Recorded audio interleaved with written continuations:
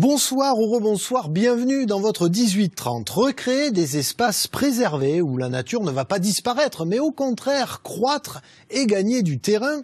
L'expérience est menée depuis presque un demi-siècle, y compris dans certains endroits de notre région. Alors, réensauvager pour préserver faune et flore, est-ce la solution? On en débat dans quelques minutes avec nos invités, mais tout d'abord, on pose les choses avec notre rubrique Le Monde d'après, signée cette semaine Nicolas Albrand et Mathilde de Flaménil.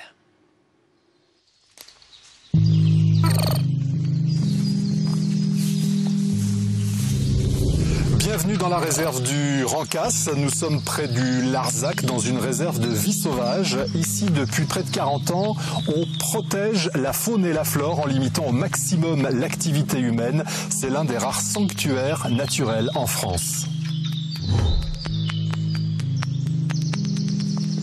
Dans cette réserve, on laisse la nature et les animaux tranquilles. La présence humaine n'est pas interdite, mais elle est très contrôlée. Aline Mathieu, réserve du Rancas. C'est un endroit où effectivement l'intervention humaine va être minimale pour que le reste du vivant puisse s'épanouir normalement. La faune et la flore. La flore et la faune. Parce qu'en fait, s'il n'y a pas la flore, il n'y a pas la faune non plus. Alors après 40 ans, où en est-on? Est-ce que la nature a repris ses droits? Il semble bien que oui. Christian Petit, propriétaire et créateur de la réserve du Rancas. Ça fait maintenant revivre, on a un groupe de renards, une famille de renards qui vivent dans un groupe, normalement, une famille. On a un aigle royal qui dans le secteur, une famille d'aigle royal. On a quand même plein d'animaux qui sonnent bien ici, qui chassent là. Il existe 5 réserves de ce type en France. Elles s'inscrivent dans un projet plus vaste qui a pour objectif la création d'1 million d'hectares de vie sauvage en Europe. Voilà pour la réserve du Rancas. D'autres expériences sont menées en Occitanie. Dans la forêt de la Massane, dans les Pyrénées-Orientales, plus de 300 hectares de hêtres sont volontairement inexploités. Diane Sorel, chargée de mission scientifique, réserve de la Massane. En fait, typiquement, là, les oiseaux vont pouvoir venir se nourrir, les insectes vont dégrader le bois mort. C'est quelque chose de relativement rare aujourd'hui de trouver autant de bois mort dans des forêts. Dans des plantations, ça n'existe pas. Pourtant, le bois mort est aussi source de vie et c'est un élément essentiel de la dynamique des écosystèmes. Un sanctuaire qui permet à plus de 8000 espèces animales et végétales de s'épanouir tranquillement au milieu de ces arbres. Dans cette forêt, les promenades sont autorisées mais très surveillées. Ces réserves sont des exceptions. En France, seulement 0,2% des forêts sont laissées à l'état sauvage.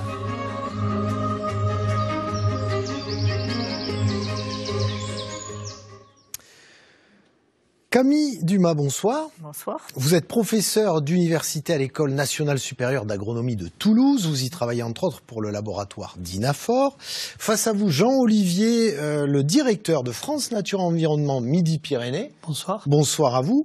Tout d'abord, pour savoir de quoi on va parler ce soir, qu'est-ce qu'on peut dire? Réensauvagement, renaturation, on dit ça, Camille Dumas?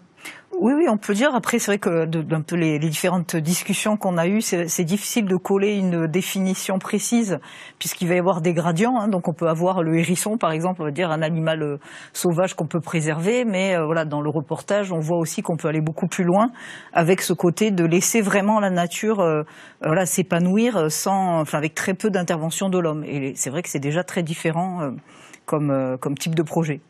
Jean-Olivier? Du coup, clairement, la nature aujourd'hui, elle est malmenée un peu partout sur la planète, et puis de manière directe et de manière indirecte, parce qu'il y a beaucoup de nos activités, que ce soit toutes celles liées au réchauffement climatique, mais aussi la chimie, les pesticides qui impactent en fait la biodiversité, même à l'autre bout de la planète. Les molécules font le tour de la planète notamment, et donc du coup, il est indispensable de donner des espaces de quiétude, des espaces de tranquillité à la nature pour qu'elle puisse retrouver des équilibres, que les forêts notamment ou l'ensemble des écosystèmes puissent retrouver un fonctionnement le plus naturel possible, parce que quand c'est pas le cas, c'est un peu ce qu'on a vu malheureusement avec la crise du du Covid, c'est que la déforestation massive ailleurs sur la planète, et dont on est d'ailleurs en partie responsable, puisqu'on parle de déforestation importée par rapport aux produits qu'on peut consommer ici, hein, que ce soit les aliments pour le bétail ou le Nutella ou d'autres aliments qui font qu'en fait on cause nous-mêmes de la déforestation ailleurs, produisent par exemple que des espèces de chauves-souris forestières sont amenées à se déplacer vers les villes où elles cherchent des nouveaux abris, des nouveaux habitats plus naturels du coup, fuyant leurs habitats naturels et où elles peuvent importer des maladies qui jusque-là restaient en forêt. Donc permettre à la vie en fait aux différentes espèces d'avoir leurs propres espaces et de s'y épanouir, de s'y déployer, c'est fondamental pour ces espèces-là, mais aussi pour notre espèce. Quand on voit ce reportage, Camille Dumas, on se dit immédiatement une chose, mais pourquoi, entre guillemets, que 0,02% des forêts? Qu'est-ce qui freine? Il y a toujours sur l'usage des sols, hein, on sait qu'il y a des gros conflits d'usage, hein, de soit faire des grandes surfaces en plus, des aménagements divers. Et je pense qu'à un moment donné, en introduction, vous en parliez aussi, ce côté de comment peut-être aussi avoir par exemple des bâtiments multifonctions, avoir finalement des aménagements qui permettent de réduire aussi cette pression sur les sols pour pouvoir justement dégager des hectares qui vont être pour tout ce qui est aussi service écosystémique, hein, puisque là on le voyait dans la forêt, quand on a le bois qui retombe, ça permet effectivement d'avoir tous ces cycles naturels qui vont permettre d'avoir de la biomasse aussi, et puis d'avoir par exemple le stockage de l'eau dans des bonnes conditions, d'avoir cette biodiversité qui permet aussi, qui est toute une source aussi pour de l'innovation, que ce soit dans le domaine médical, dans le domaine de l'alimentation. Donc en fait on a vraiment des intérêts même économiques. Une richesse à portée de main, hein. Tout à fait, ouais. On en a des forêts pourtant dans notre région comme en France, hein. On a des espaces qui pourraient bénéficier de ces réserves. Et on le fait pas. On le fait pas parce qu'il y a cette idée assez ancienne de maîtriser la nature, et même on va plutôt dans une dynamique, aujourd'hui on essaie de la maîtriser toujours plus.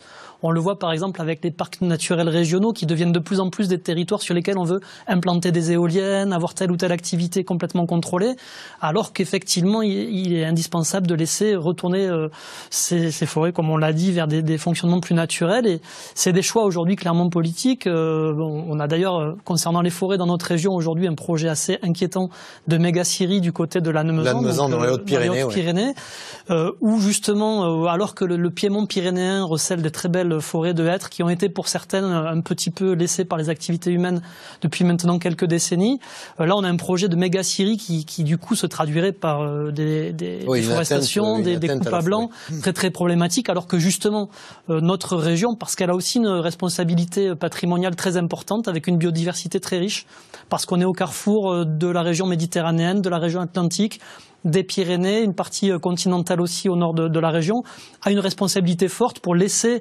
reconquérir les espèces qui pour certaines ne sont plus que dans des petits refuges. Alors justement, on va passer des forêts au littoral et aux dunes du littoral méditerranéen. Là-bas, ce sont des espèces d'oiseaux protégés qui viennent à nouveau nicher, et ce finalement grâce à la main de l'homme. Reportage signé Pascaline Ariza et Cédric Météron. L'asphodèle, une des richesses florales de la Grande Mayre. À Port-Tiragne-Plage, Julien Azema, gardien du littoral, arpente les 400 hectares de zone humide, composée de 2 lagunes, une histoire d'eau douce et d'eau salée. On a 13 habitats naturels d'intérêt communautaire, depuis au sud de la mer Méditerranée jusqu'au nord, au canal du Midi, qui est au pied de Port-Tiragne village. Donc on est là dans un habitat d'arrière-dune.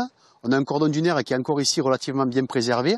Et la richesse du site, elle réside dans la multitude de milieux naturels qui vont s'entrecouper et qui va faire aussi qu'on a une multitude d'espèces animales et végétales qui s'y retrouvent. De la mi-mars jusqu'à la fin de l'été, les oiseaux migrateurs tels que les sternes et les gravelots viennent nicher jusque sur la plage. Près d'une centaine d'espèces différentes y trouvent logis et nourriture. Pour préserver leurs habitats, des filets de protection ont été installés depuis l'hiver dernier. Pour les sternes, ça a été relativement simple. On est passé de 0 à 28 couples nicheurs, puisque jusqu'alors il n'y en avait pas de nicheurs sur notre littoral. Quant aux gravelots, près de 80 spécimens ont été recensés sur la lagune. Le cordon dunaire est un espace protégé, on ne peut pas s'y déplacer comme on le souhaite.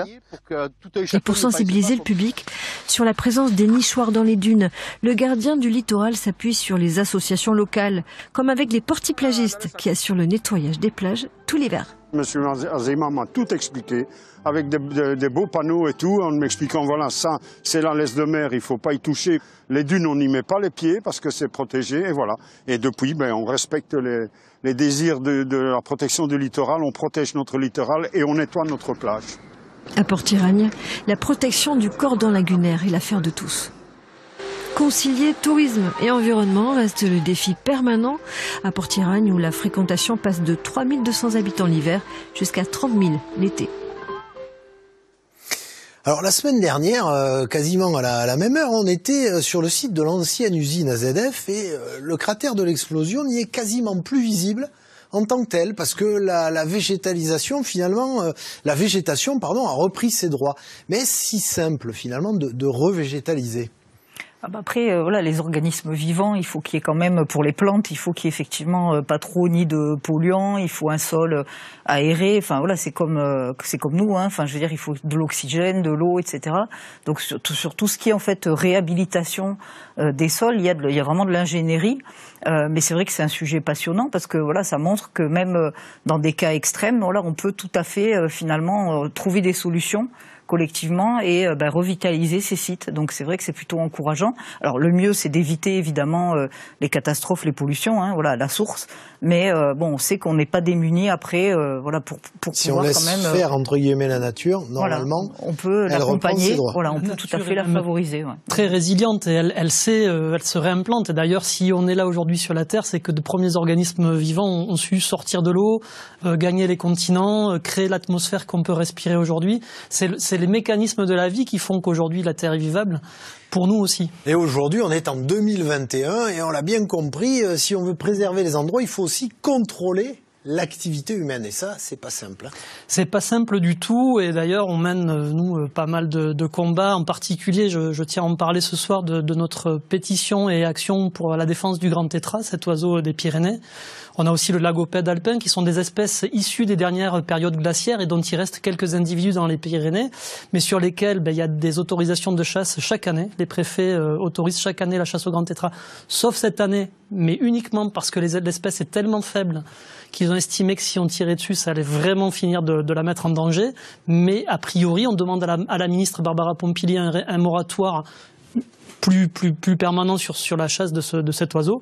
La ministre refuse, et donc si l'an prochain il y a quelques oiseaux de plus, il risque d'y avoir de nouveau une autorisation de les chasser, ce qui est totalement incompréhensible en 2021 par rapport à tout ce qui se passe. On avait encore le congrès mondial de l'UICN à Marseille il y a quelques semaines, où la France prend des grandes résolutions, des grandes déclarations, mais concrètement ensuite dans les actes, c'est un peu toujours pareil, voire les actes sont contraires aux paroles.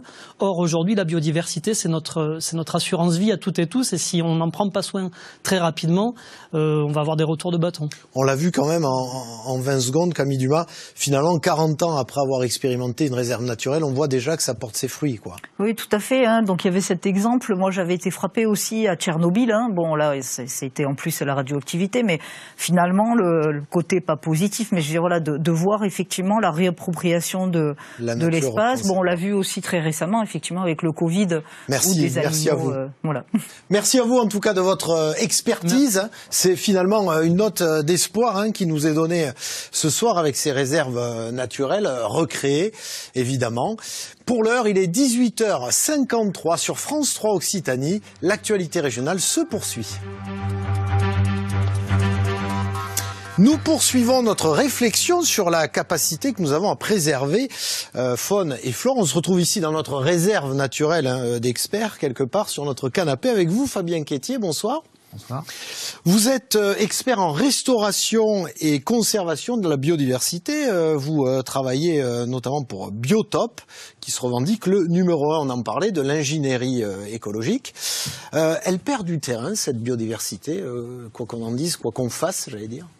Oui, les données, que ce soit au niveau mondial ou au niveau français, sont assez claires.